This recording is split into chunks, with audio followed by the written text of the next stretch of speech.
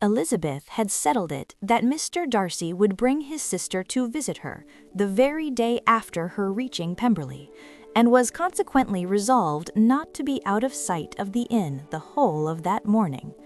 But her conclusion was false, for on the very morning after their own arrival at Lambton, these visitors came.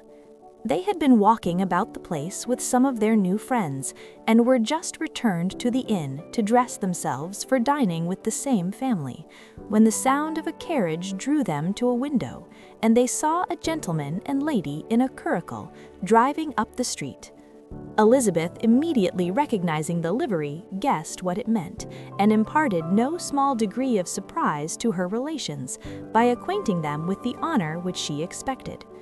Her uncle and aunt were all amazement, and the embarrassment of her manner as she spoke, joined to the circumstance itself and many of the circumstances of the preceding day, opened to them a new idea on the business. Nothing had ever suggested it before, but they now felt that there was no other way of accounting for such attentions from such a quarter than by supposing a partiality for their niece. While these newly born notions were passing in their heads, the perturbation of Elizabeth's feelings was every moment increasing. She was quite amazed at her own discomposure, but amongst other causes of disquiet, she dreaded lest the partiality of the brother should have said too much in her favor, and more than commonly anxious to please, she naturally suspected that every power of pleasing would fail her. She retreated from the window, fearful of being seen, and as she walked up and down the room, endeavoring to compose herself, saw such looks of inquiring surprise in her uncle and aunt as made everything worse. Miss Darcy and her brother appeared, and this formidable introduction took place. With astonishment did Elizabeth see that her new acquaintance was at least as much embarrassed as herself. Since her being at Lambton, she had heard that Miss Darcy was exceedingly proud, but the observation of a very few minutes convinced her that she was only exceedingly shy.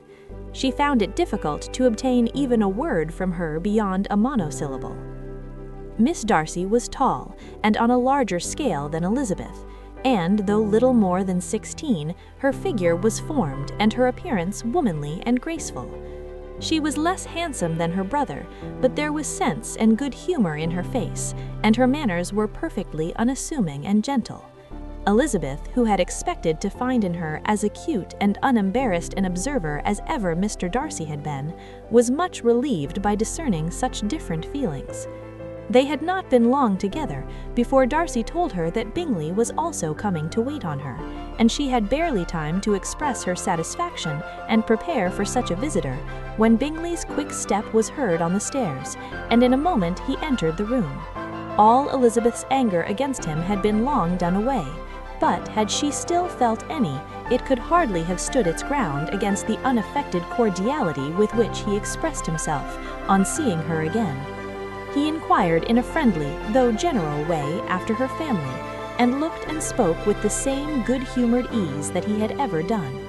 To Mr. and Mrs. Gardiner he was scarcely a less interesting personage than to herself. They had long wished to see him.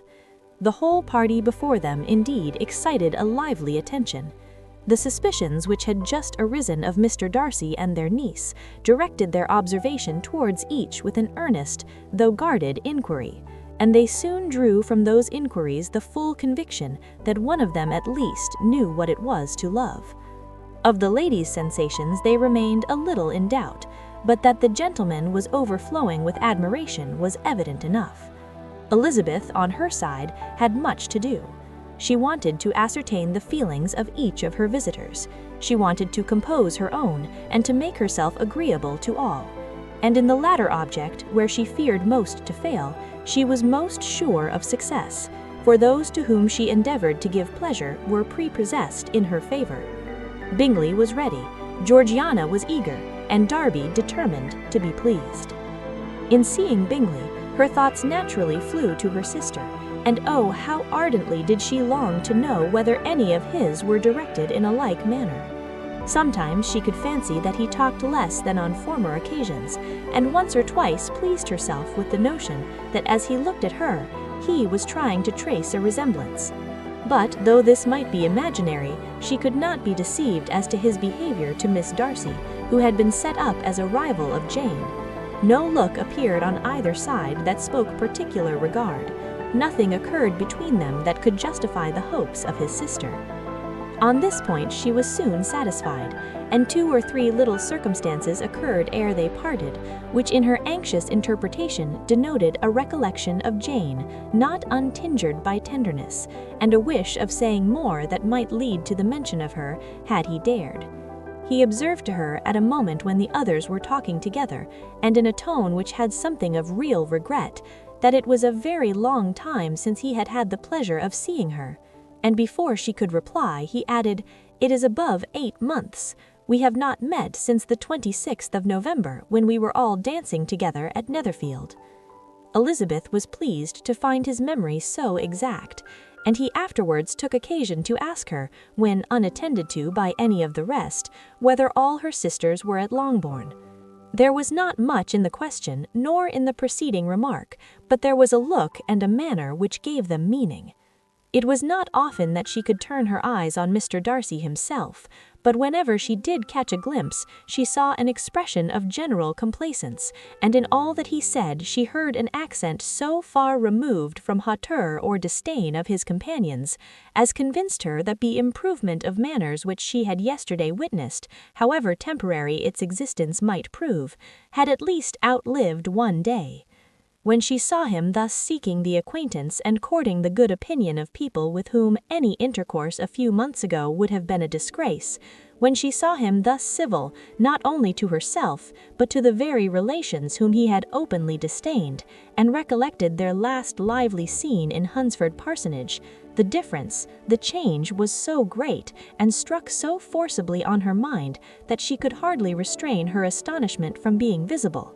Never, even in the company of his dear friends at Netherfield, or his dignified relations at Rosings, had she seen him so desirous to please, so free from self-importance, or unbending reserve as now, when no importance could result from the success of his endeavours, and when even the acquaintance of those to whom his attentions were addressed would draw down the ridicule and censure of the ladies both of Netherfield and Rosings.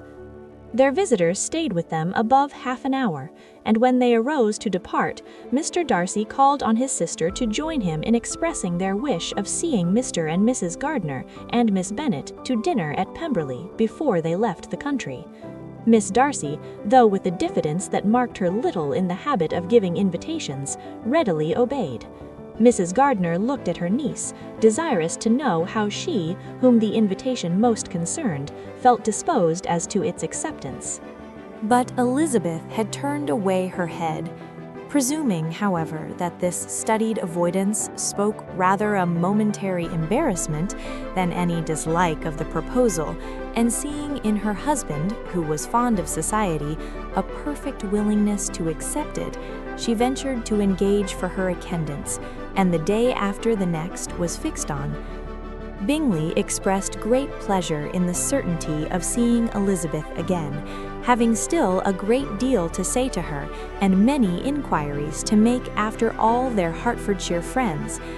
Elizabeth, construing all this into a wish of hearing her speak of her sister, was pleased, and on this account, as well as some others, found herself, when their visitors left them, capable of considering the last half-hour with some satisfaction, though while it was passing, the enjoyment of it had been little.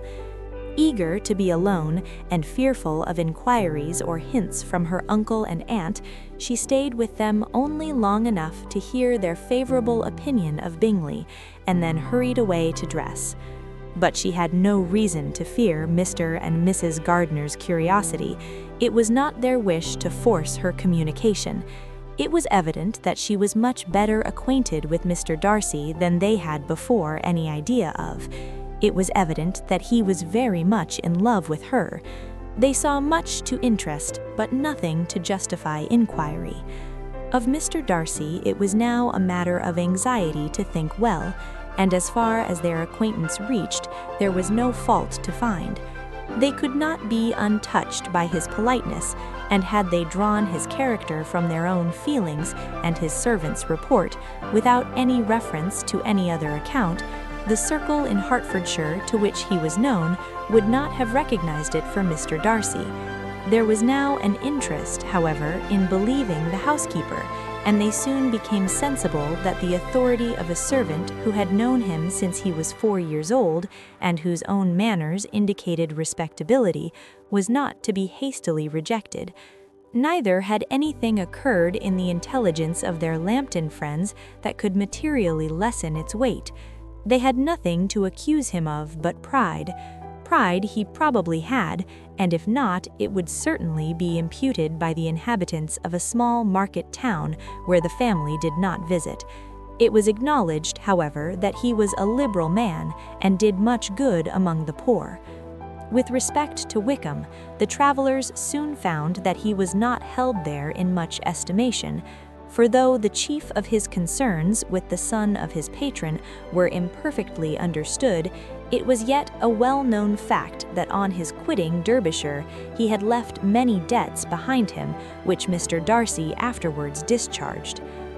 As for Elizabeth, her thoughts were at Pemberley this evening more than the last, and the evening, though as it passed it seemed long, was not long enough to determine her feelings towards one in that mansion, and she lay awake 2 whole hours endeavoring to make them out.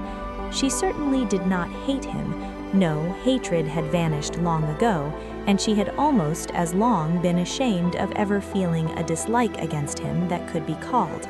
The respect created by the conviction of his valuable qualities, though at first unwillingly admitted, had for some time ceased to be repugnant to her feelings, and it was now heightened into somewhat of a friendlier nature by the testimony so highly in his favor and bringing forward his disposition in so amiable a light which yesterday had produced.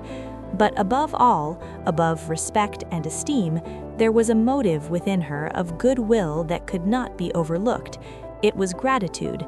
Gratitude not merely for having once loved her, but for loving her still well enough to forgive all the petulance and acrimony of her manner in rejecting him, and all the unjust accusations accompanying her rejection.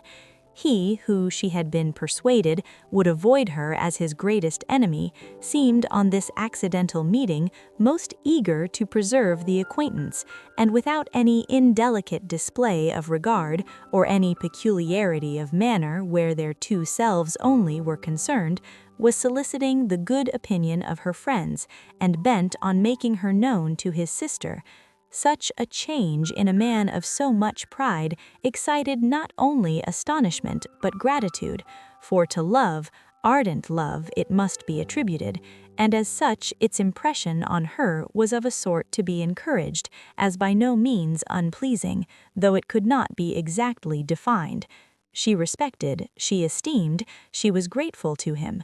She felt a real interest in his welfare, and she only wanted to know how far she wished that welfare to depend upon herself, and how far it would be for the happiness of both that she should employ the power which her fancy told her she still possessed of bringing on the renewal of his addresses. It had been settled in the evening between the aunt and niece that such a striking civility as Miss Darcy's in coming to them on the very day of her arrival at Pemberley, for she had reached it only to a late breakfast, ought to be imitated, though it could not be equaled, by some exertion of politeness on their side, and consequently that it would be highly expedient to wait on her at Pemberley the following morning. They were therefore to go. Elizabeth was pleased, though when she asked herself the reason she had very little to say in reply. Mr. Gardiner left them soon after breakfast. The fishing scheme had been renewed the day before, and a positive engagement made of his meeting some of the gentlemen at Pemberley by noon.